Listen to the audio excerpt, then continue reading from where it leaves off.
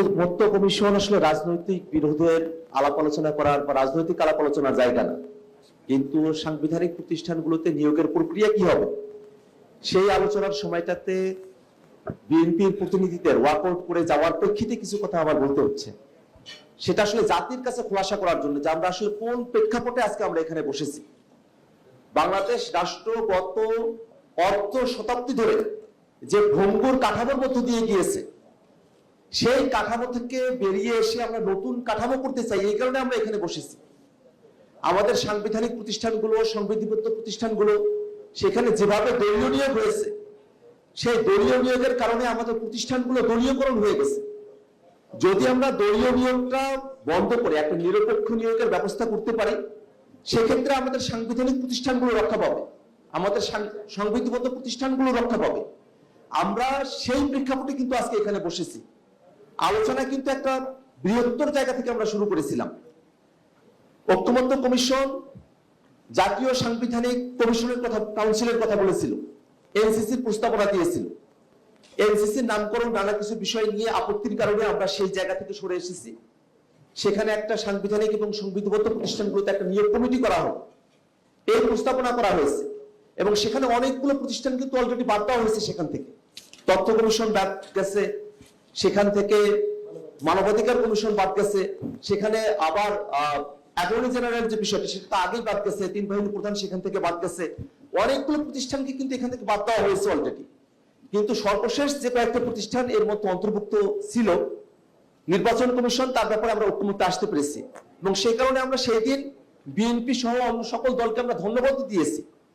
কিন্তু যদি এরকমটা হয় যে আমরা শর্ত সাপেক্ষ করে ফেলি, এখানে যদি আমরা দেন দরবার করা শুরু করি যে আমি একটা মানলে আর 4টা মানবো না, এভাবে তো রাষ্ট্রের কাঠামো নিয়ে আমরা আলাপ করতে পারবো না। আমরা তো এখানে কোন দলের গঠনতন্ত্র নিয়ে আমরা বসি নাই, কোন দলের আদর্শ নিয়ে আমরা বসি নাই, কাঠামো নিয়ে বসি নাই যে সেই দলটা এখান থেকে বেরিয়ে যাবে। আমরা এখানে বসেছি রাষ্ট্রের কাঠামো ঠিক করার জন্য।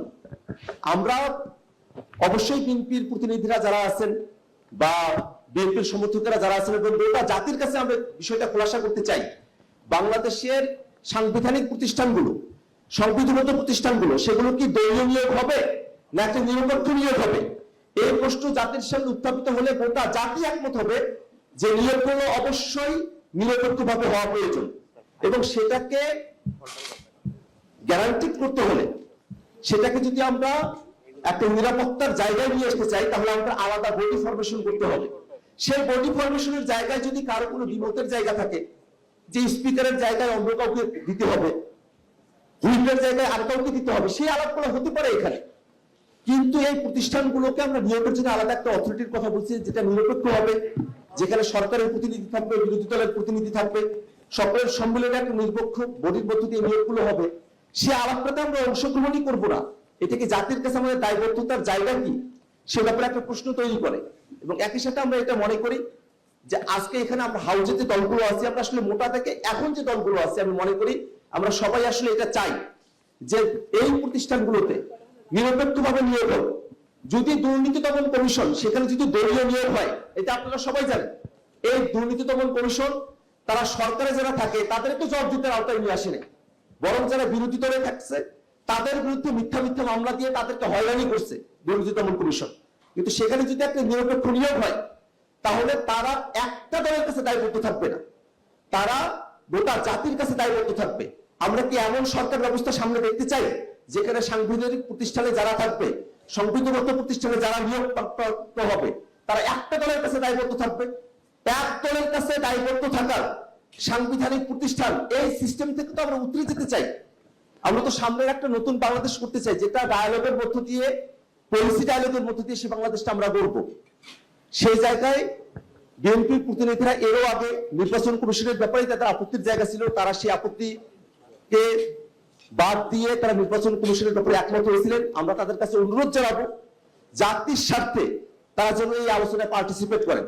এটা আমাদের ব্যক্তিগত কোনো স্বার্থ না, এটা জাতির স্বার্থে করতে হবে। আমাদের এতগুলো ভাই জীবন দিয়েছেন, আমরা সামনের দিনে আর এটা দেখতে চাই না যে বাংলাদেশে এমন কোন স্বৈরাচারী সিস্টেম প্রতিষ্ঠিত হোক যার কারণে আমাদের ভাইদেরকে আবার জীবন দিতে হয়।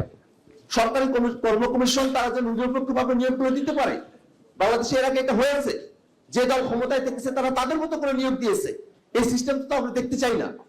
আমরা প্রতিষ্ঠানগুলোকে নিরপেক্ষ করতে চাই, এটা আমাদের সকলের চাওয়া। আমরা কোনো দলের পরিবর্তন নিয়ে এটা কথা বলছি না, রাষ্ট্র কাঠামো নিয়ে কথা বলছি। রাষ্ট্র কাঠামোর আলোচনাটাতে একটা দল যদি সে রাষ্ট্র কাঠামোর গুণগত পরিবর্তনের আলোচনায় অংশগ্রহণ না করে তারা দায়বদ্ধ থাকবে, কিন্তু আমরা বাকিরা যারা আছি আমরা আলোচনা কন্টিনিউ করার পক্ষে।